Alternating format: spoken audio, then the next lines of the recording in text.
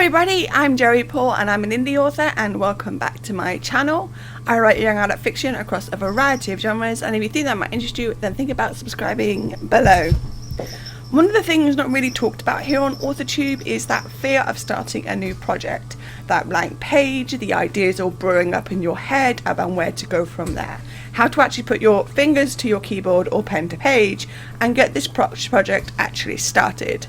I've written at this point 40 books, and while I can't say that that fear has ever gone away completely, I can give you some tips about how it stopped being a massive fear for me a long while ago.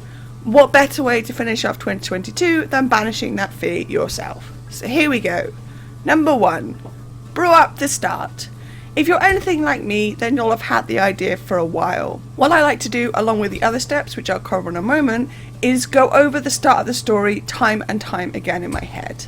I'll think about what that opening scene needs to be, consider the genre and such, and what I'm hoping to achieve. I might not be a planner, but I do spend a lot of time in my own head thinking about plots and such. This allows me to, when the time comes to start, to have some idea of what I'm starting with. Now this might not help everyone, because sometimes even if you have thought the idea over, you don't have that first clue about where it starts, what is best for the story. And that's okay, you don't have to have it perfect, you just need to make sure that whatever you pick to actually start, the story makes sense when you go back and revise or edit. For a long time now, once I have a story idea, I'll put it in the back of my mind and let the story, all of it that I know anyway, play out in a loop in my head. It allows me to get a better idea of where that starting point is and what I'm hoping to achieve with it. Number 2, know your characters as much as you can. I say as much as you can because for some people, myself included, with some characters, they literally don't appear until they appear on the page.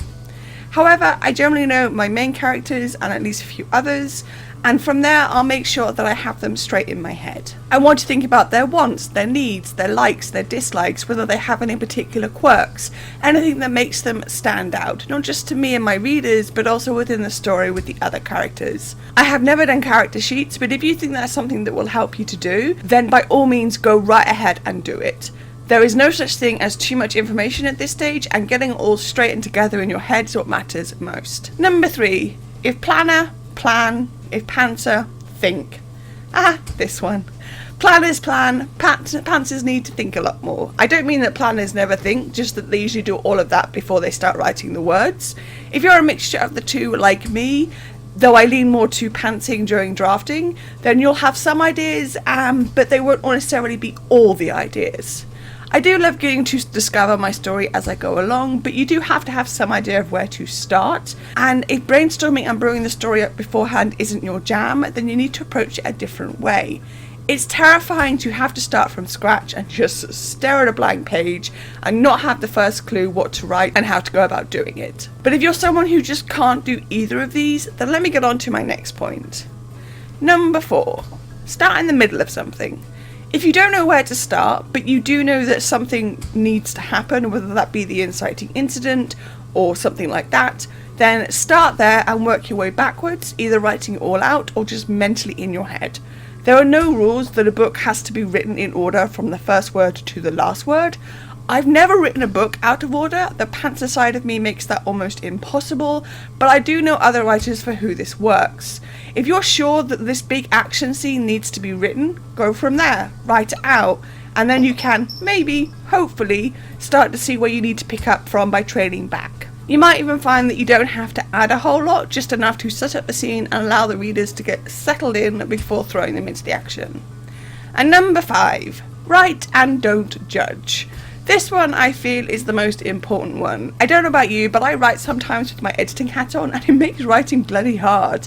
One thing you have to learn to do when drafting is to ditch the editing hat and just focus on getting the words on the page. Some people don't even fix typos, but for me they're a distraction, so I do. And while I go back and edit later while still drafting, I allow myself a bit of distance to get that done. Otherwise, I would never get the words written. So while it might be tempting to judge and critique every word, try not to do that. You're not going to get anywhere if you're telling yourself that it all sucks. So take off the editing hat and put on the writer one and just write the words. Judgment's left at the door. You will thank yourself later because you cannot edit a blank page. So there we go. That is my tips for how to get started. That's my tips for when you're staring at a blank page and you don't know where to go, and how to find out how to get there. Just want to thank you all for being here with me through 2022. I'm looking forward to the new year and what that brings, and I hope you all have a good one.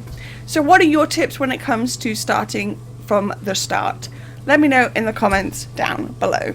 So that's all I've got time for today. If you want to support my channel, you can comment, like or subscribe. I post videos on Thursdays. You can find me all over social media, and my books are available everywhere, and you can also sign up for my newsletter. And don't forget to pick up Cramming Chronicles: The Second Pang, which is the second in the Young Adult Urban Fantasy series. And also don't forget to grab a ticket for All the City in Birmingham in July 2023, where I'll be signing books, all the links for which are listed below. Thanks for watching, and remember to keep writing. Bye.